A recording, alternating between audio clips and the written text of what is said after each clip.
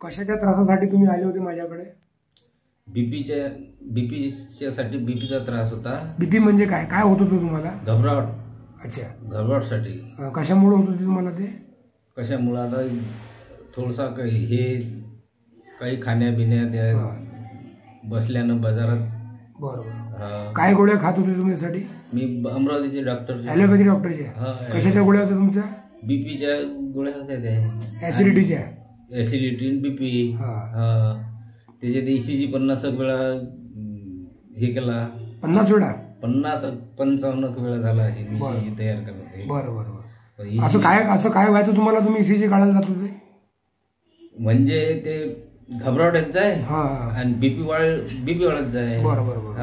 मग लगेच प्रायव्हेट समजा बीपी चेक केला, बीपी वाढला दिसे. मग बीपी वाढल्यावर मी ते हे करू आपलं ECG डॉक्टरांना दाखवला का त्याच्यात काहीच नाही दिसे. बरोबर.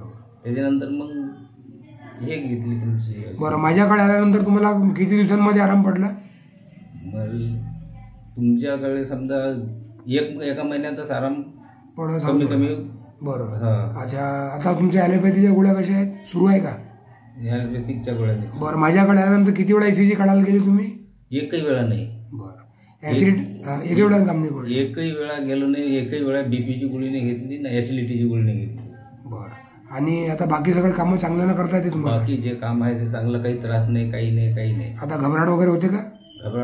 आता काही घबराट होत नाही. एखाद्या वेळेस बाय चान्स होते. पहिल्यापेक्षा पहिल्यापेक्षा बरं वाटते आता? पहिल्यापेक्षा बरं वाटते. धन्यवाद.